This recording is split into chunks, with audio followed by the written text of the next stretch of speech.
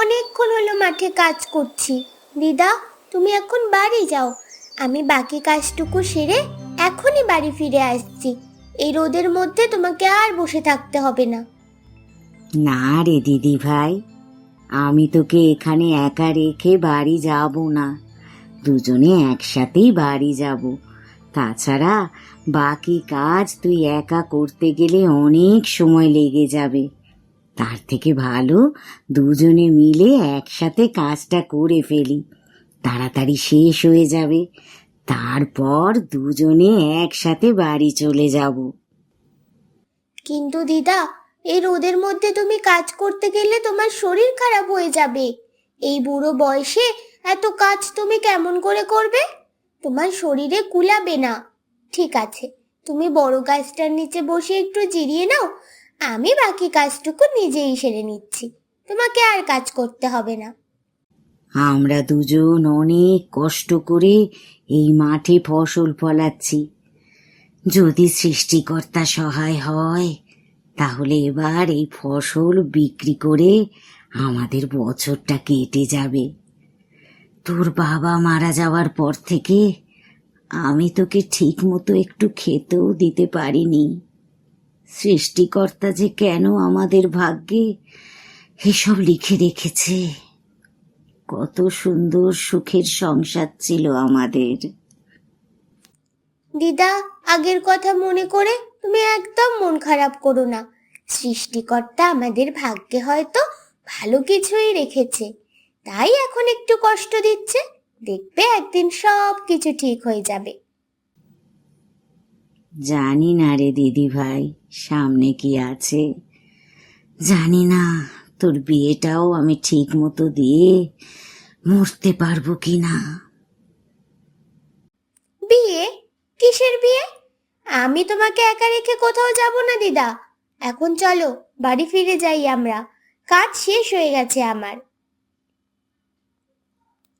তারপর খুকি আর দিদা মিলে দুজন বাড়ির পথে রওনা দিল। পথে হঠাৎ তাদের জমিদারের সাথে দেখা হয়ে গেল। আরে কাকিমা, কেমন আছেন? আপনার নাতনি তো দেখছি বেশ বড় হয়ে গেছে। তা কোথায় যাচ্ছেন দুই দিদা নাতনি মিলে?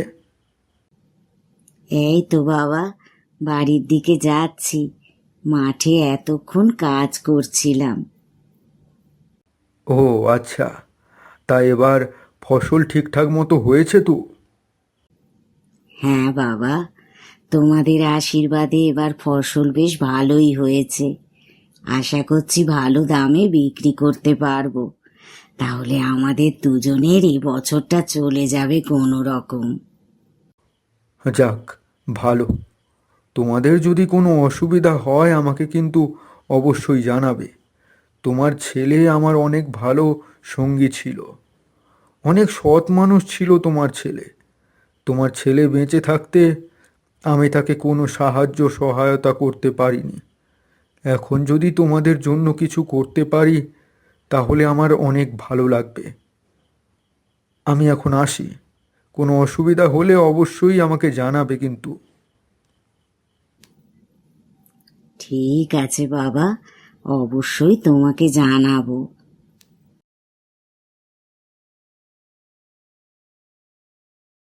দিদা, তুমি এখানে বসে একটু বিশ্রাম নাও, আমি যাই রান্না বান্নার ব্যবস্থা করি। সে কি রে দিদি ভাই, তুই তো রান্না বান্না করতে জানিস না। তুই আমাকে সব কিছু কেটে বেছে তৈরি করে দে, আমি না হয় বসে বসে রান্নাটা করে ফেলি। তা অবশ্য ঠিক বলেছ তুমি দিদা।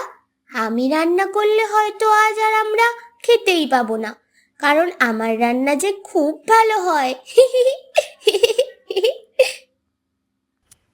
দিদা আর নাতনি এভাবে মজা করতে করতেই দিনগুলো কেটে যাচ্ছিল।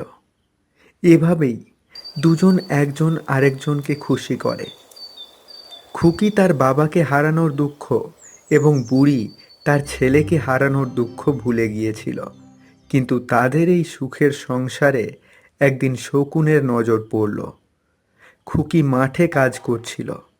দূর থেকে গ্রামের বদ লোক তালুকদার সাহেব খুকিকে খেয়াল করল। কিরে রহিম, ওই মেয়েটা কে রে? দেখতে তো বেশ সুন্দরী।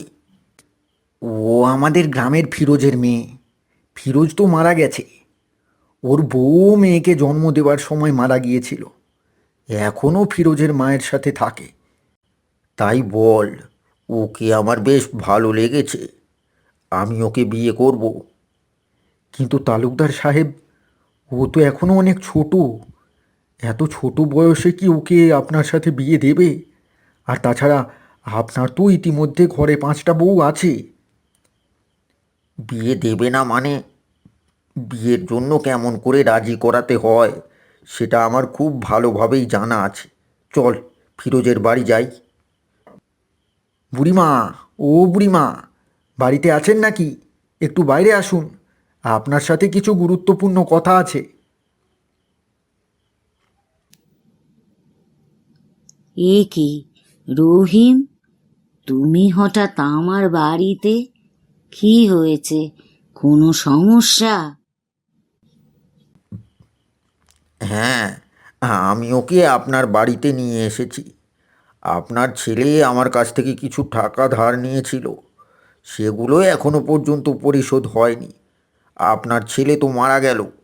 এখন সেই টাকাগুলো কিভাবে পরিশোধ করবেন সেজন্যই আপনার সাথে কথা বলতে এসেছি। ওরা কথা বলতে বলতে খুকিও বাড়ি চলে আসে।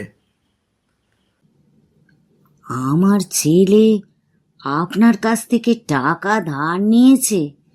কোথায়? আমার ছেলে তো বেঁচে থাকতে এ বিষয়ে কোনো কিছুই আমাদেরকে বলে যায়নি। ফিরোজ ভাই বিষয়টা গোপন রেখেছে, কাউকে কিছু জানতে নিষেধ করেছিল। আমি সাক্ষী আছি। তালুকদার সাহেবের কাছ থেকে আপনার ছেলে 3 লক্ষ টাকা ধার নিয়েছিল। 3 লক্ষ টাকা?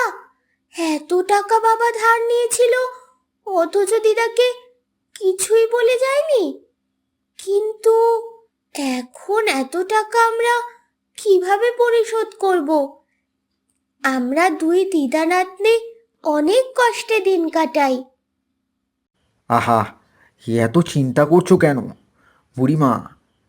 আপনাকে আমি একটা সহজ উপায় বলে দিচ্ছি। এতে করে আপনার ধারও পরিশোধ হয়ে যাবে, আর অত কষ্ট করতেও হবে না। আপনি আর আপনার নাতনি সারা জীবন আরাম আয়েশ করে কাটিয়ে দিতে পারবেন। উপায়? কি উপায়? তালুকদার সাহেব আপনার নাতনিকে খুব পছন্দ করেছে। আপনি যদি আপনার নাতনিকে তালুকদার সাহেবের সাথে বিয়ে দেন, তাহলে আপনাদের আর সেই ধারের টাকা পরিশোধ করতে হবে না। তাছাড়া আপনার আর আপনার নাতনির সারা জীবনের ভরণ পোষণের দায়িত্ব তালুকদার সাহেব নিজে নেবেন। হ্যাঁ। এ কথা শুনে বুড়ি রেগে গেল। কি? বাবার বয়সী একটা লোকের সাথে আমি আমার নাতনিকে বিয়ে দেব? এই কথা তোমরা কেমন করে চিন্তা করলে? যাও, এক্ষুনি আমার বাড়ি থেকে বের হয়ে যাও, আর কখনো তোমরা আমার বাড়ির সামনে আসবে না। ভালো একটা বুদ্ধি দিলাম, সেটা আপনাদের গায়ে লাগলো না তো? ঠিক আছে, আগামী 3 দিনের মধ্যে তালুকদার সাহেবের সমস্ত টাকা পরিশোধ করে দেবেন।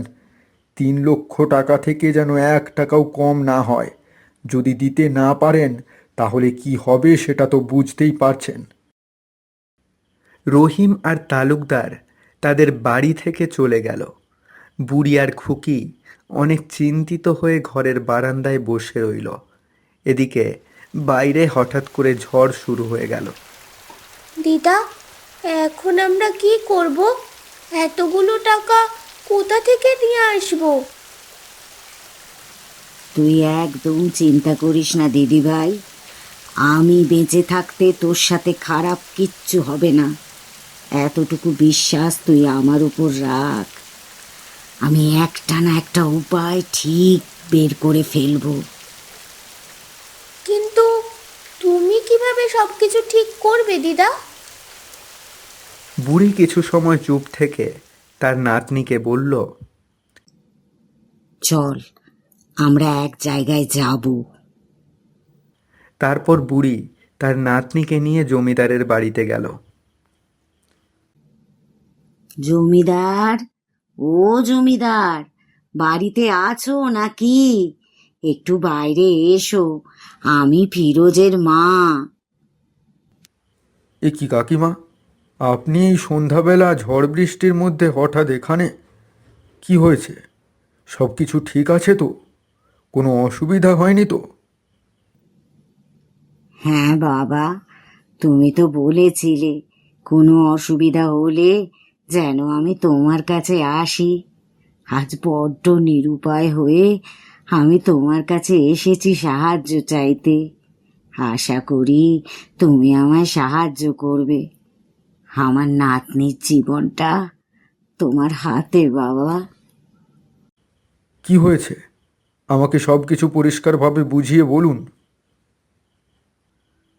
তারপর বুড়ি তালুকদার তার বাড়িতে এসে যা যা কিছু বলেছে সব কিছু জমিদারকে খুলে বলল। কথাগুলো শুনে জমিদার খুব রাগান্বিত হয়ে উঠল। তালুকদার যে একটা বদ লোক সেটা গ্রামের সবাই জানে। আর ফিরোজ তার কাছ থেকে কোনো টাকাই ধার নেয়নি। যে টাকা ধার নিয়েছিল সেটা তালুকদারের সামনে আমাকে সাক্ষী রেখে পরিশোধ করে দিয়েছিল। আপনি কোনো চিন্তা করবেন না কাকিমা। এই তালুকদারের গ্রামের মেয়েদের ওপর থেকে শকুনের নজর সরানোর এখনই উপযুক্ত সময়। ওকে উপযুক্ত শাস্তি দিয়ে এই গ্রাম ছাড়া করব। আপনারা আজকে আর বাড়ি ফিরে যাবেন না। আপনারা দুজন আমার বাড়িতেই থেকে যান। পরদিন জমিদার তালুকদারকে তার সালিশে ডাকল। তালুকদার, ফিরোজ তোমার কাছ থেকে যে টাকা নিয়েছিল সেটা তো আমাকে সাক্ষী রেখেই পরিশোধ করে দিয়েছিল। তাহলে তুমি আবার কিসের টাকা ওদের কাছ থেকে দাবি করছো? নাকি ওই ছোট্ট বাচ্চাটার ওপর তোমার শকুনের নজর পড়েছে? তাকে বিয়ে করার জন্যই তুমি এই মিথ্যে নাটক সাজিয়েছ? তুমি কি ভুলে গিয়েছিলে আমাকে যে ফিরোজ সাক্ষী রেখেছিল? তালুকদার একদম জমিদারের কথা ভুলে গিয়েছিল। জমিদারকে সাক্ষী রেখে ফিরোজ তার টাকা পরিশোধ করে দিয়েছিল সেটা তার মাথাতেই ছিল না। এখন সে কি বলবে কিছুই বুঝে উঠতে পারছিল না। নিজের ভুল স্বীকার করা ছাড়া আর কোনো উপায় ছিল না। জমিদার সাহেব, আমার ভুল হয়ে গিয়েছে, আমাকে ক্ষমা করে দিন। আমি আর কখনো এই ধরনের আচরণ করব না। তোমাকে ক্ষমা করলে এই গ্রামের আরও মেয়েদের ওপর তুমি শকুনের নজর দেবে। তাই তোমার শাস্তি হবে। তুমি আজই এই গ্রাম ছেড়ে চলে যাবে। আর কোনো দিন এই গ্রামে ফিরে আসবে না। না হয় তোমাকে পুলিশে দেব। পুলিশের ভয়ে তালুকদার আর রহিম গ্রাম ছেড়ে চলে গেল।